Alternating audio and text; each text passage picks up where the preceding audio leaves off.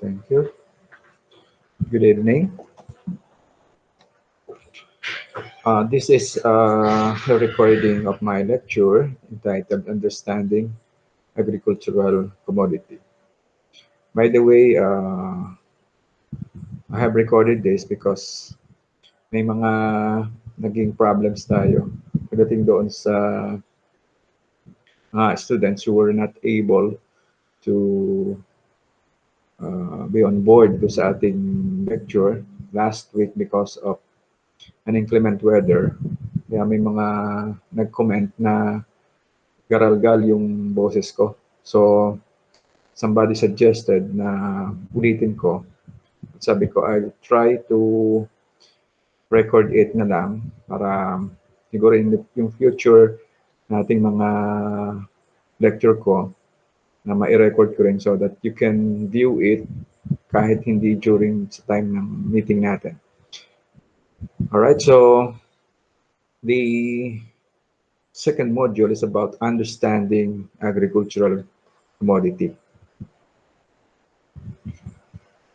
Yung commodity ay kung gusto nating malaman ano ang kanyang kahadrin tulad niyan, ano, para siyang paninda sa palengke. It says here that commodity is a basic good used in commerce that is interchangeable with other goods of the same type, meaning ang isang product na source ng buyer from different places, let's say a coffee na source niya sa Brazil, let's say Robusta, and another coffee na pinagkukuhanan niya Vietnam.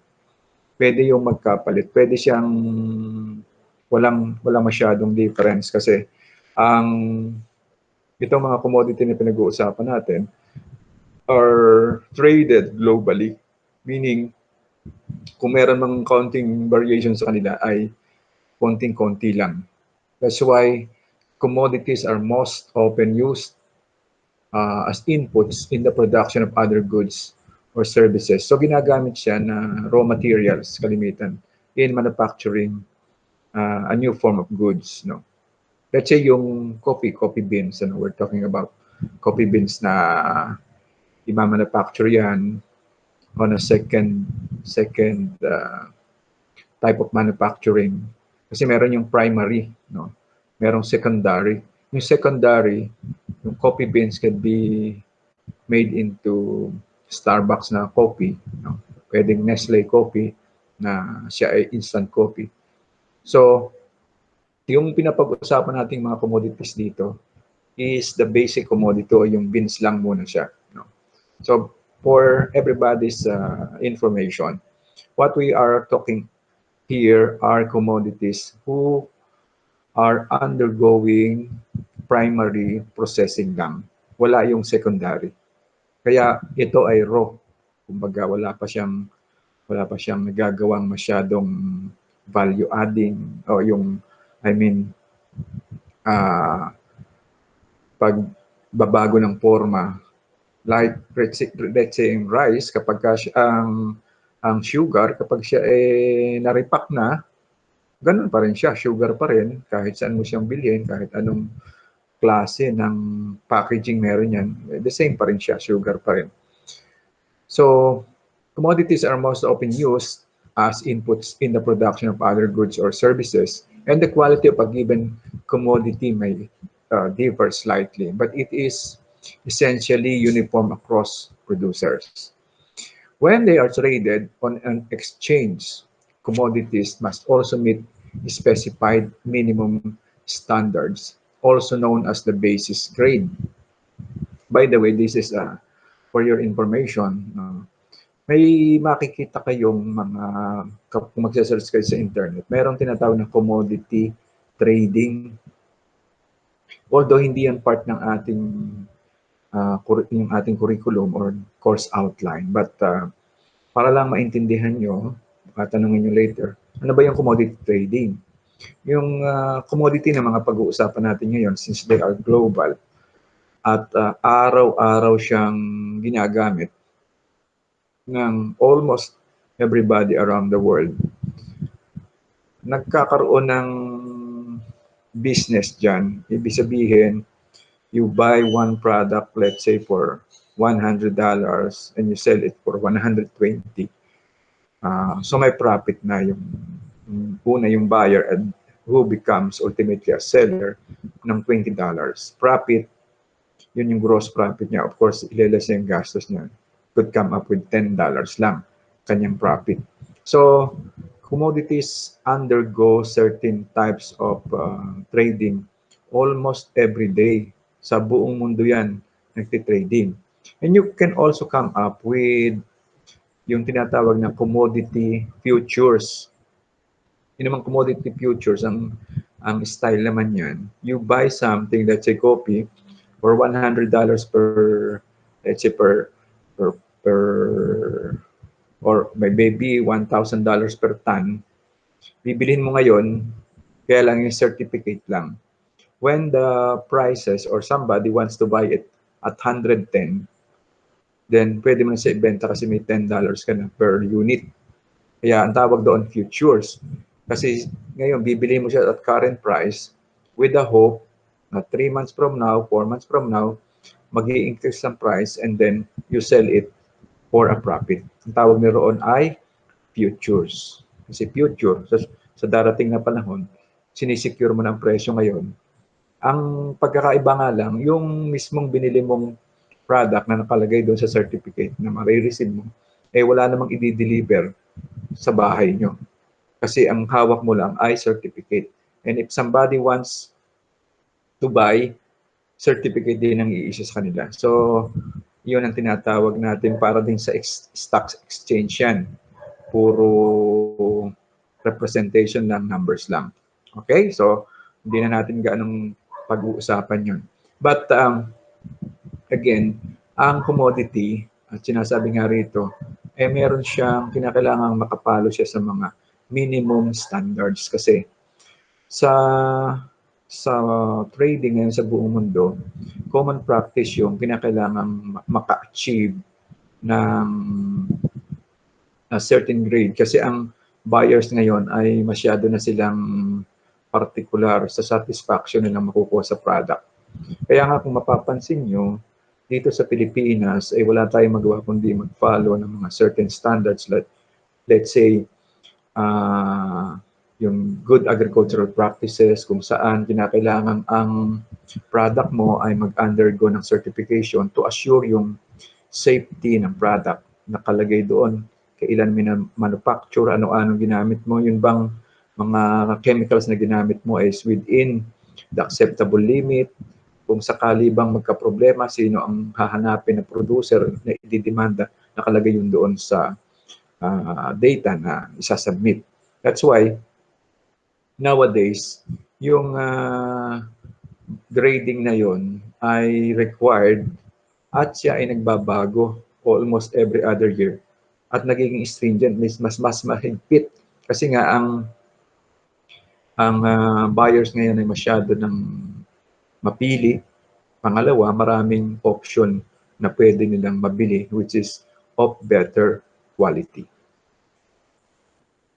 So, we're trying to trim down more ang ating usapan kasi yung commodity na nabanggit ko sa inyo, hindi lang siya agricultural commodity, but for the sake of discussion, ang ating lang pag-uusapan under our subject this semester is more on the agricultural commodities lang. Hanggang dun lang tayo. So ano ba itong mga agricultural commodities? These are staple crops and animals produced or raised on farms or plantations. So, ang isang titingnan yung keyword dyan is the word staple. Yung staple, kung titingnan nyo, hindi siya bala ng stapler. Siya ay nagre-represent ng araw-araw mong pangangailangan. Kung bawat places in the world, may kanya-kanya silang staple food. Sa Pilipinas, ang ating staple food, ibig sabihin, parang hindi ka nabubusog kung hindi ito yung kakainin mo. And most likely, alam natin yun, yung rice. Yan ang ating staple. Sa umaga, meron tayong sinangag, merong tuyo, sausawan, etc. Pero meron pang isang staple food tayo, which is bread. Mga Pilipino, pandesal. Sa US, could be loaf of bread. So, hindi sila masyado sa rice, but ang staple nila, lahat halos ng kanilang meals ay bread-based. No? Yung hamburgers, pero yung pinaka-rice nila, minsan potato, yun ang kanilang staple. So, ito raw agricultural commodities are staple crops and animals. Sa Pilipinas, ang staple animal product natin ay alam natin ay chicken, pork, and beef. No? Yan yung halos paulit-ulit at saka isda. Kaya hindi nawawala yan sa ating table. And continuing, most agricultural commodities such as grains, livestock, and dairy provide a source of food for people and animals across the globe. So halos lahat, no, kung manonood ka ng YouTube, iba-iba ang kanilang food preferences, iba yung kanilang staple food, pero basically they fall under the staple crops and animals. By the way, itong picture na to is a picture of a wheat. It's a wheat field, ibig sabihin, taniman ng wheat. Yung wheat na yan, I could not tell you na meron tayo sa Pilipinas. Maybe a few plants, ano? Pero hindi kasi yan naturally grown here in the Philippines. But kung tutuusin, bakit yung ating maraming kinakain like bread made out of flour, galing sa wheat. So lahat ng kinakain natin yan, practically are imported ang materyales. Yung trigo, kung tawagin. Sa Bible, ang tawag dyan is trigo. And then, the term commodity is commonly used in reference to basic agricultural products that are either in either original form or have undergone only primary processing. Okay. Itong binigay ko na sample dito is a sample of a rice. Ano? Kung mapapansin nyo, sa upper portion ng picture, meron doon kayong makikita na palay pa siya, nasa stock pa siya. Mag-undergo siya ng primary processing kasi ang proseso dyan, sa mga sanay makakita sa palayan, ha-harvestin yan, tapos hihiwalay mo yung grains. Ano? There are traditional way, mano-mano, ihahampas ang stalk para matanggal yung butil. Meron namang iba, ang tinatawag ginigi, so trampling using the bare foot para matanggal yung grains doon sa stalk niya. But the faster way right now are machines. Ano? Ipeped lang noong actually, pag-harvest niyan, machine na yon, parang malaki siyang, parang traktora siya, na ang gulong niya yung truck kung tawagin. Pagdaan noon doon, ha-harvest na siya, kakat, and then meron ng sako na nag-aabang din doon sa mismong machine na yon at nakasako na siya. Ganun nakabilis. Sabi ng mga taga Central Luzon, it only took 1 hour sa isang hektaryang lupa para ma-harvest and completely nakasako na kaagad yun. So yung mga ngayon, doon sa Central Luzon at hanggang sa Isabela, Cagayan na yan, kahit na let's say may parating na bagyo, no? Ang dating kunyari ay sa Miyerkules. Kahit gano'ng kaluang niyan, kaya nilang i-harvest yan ngayon. As long as pwede nang i-harvest because of the new machine. I forgot kung anong tawag na. It's a brand ng machine. Harvester yata ang tawag nila roon. Anyway, this commodity is called rice, no? Pero merong trivia rito sa rice, ano? Sa Pilipinas, ito ay tinatawag din political commodity. Bakit naging political commodity ang rice? Samantalang alam naman natin, ang rice ay plain rice at ang politiko ay tao. Pero merong istorya kasi dyan na ang rice ay parang masyadong attached ang Pilipino sa rice. Kaya nga ang tawag sa atin ay extra rice country.